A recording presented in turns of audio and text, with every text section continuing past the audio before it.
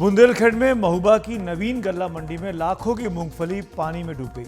किसानों का कहना है कि उनकी फसल के लिए बड़े टीन शेड्स पर कारोबारियों ने कब्जा कर रखा है, जिसकी वजह से किसानों को अपनी उपज खुले में रखनी पड़ी और वो बारिश के पानी में बह गई। मंडी में जल निकासी का कोई सही इंतजाम नहीं है, जिसकी वजह से पानी नहीं निकल सका और फसल बर्बाद हो गई। मेहनत से उगाई गई जिस उपज को बेचने के लिए मंडी में लाए थे, उसे इस तरह से समेटना पड़ रहा है। बारिश हुई और खुले में रखी हजारों क्विंटल मूंगफली पानी में बह गई। जो बच गई है उसे भी भला कौन खरीदेगा। 70 बोरा का ढेर है। 70 बोरा में 20 बोरे का ढेर बचा है मूंगफली का। मूंगफली पानी में बह गई और बाकी जहाँ भी गई, हम सवेरे आए तो देखा 15-20 बोरा बची है। मंडी में किसानों की उपज रखने के लिए चबूतरे बने हुए हैं, जिन पर टीन के शेड हैं, लेकिन किसानों का कहना है कि इन पर कारोबारियों के कब्जे हैं, लिहाजा उनको खुले में फसल रखनी पड़ती है। जो व्यापारी लेके आ रहे माल, उनका माल रखा है यहाँ खुले में कहाँ है? बरंडे में रखा है।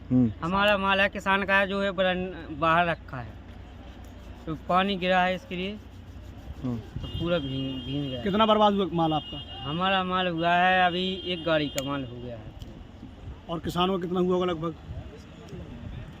किसानों को तो बहुत हो गया है। किसानों को लाखों का नुकसान होने का अंदेशा है, लेकिन मंडी के अफसरों को लगता है कि कोई फर्क ही नहीं पड़ा। इस संकट के बाद मंडी सचिव कार्यालय से गायब हो गए और जब परेशान किसान उनके घर पहुंचे तो उन्होंने मामले को टालने की कोशिश की। उसमें जो किसानों का जो नुकसान हो गया है, उसके लिए जो है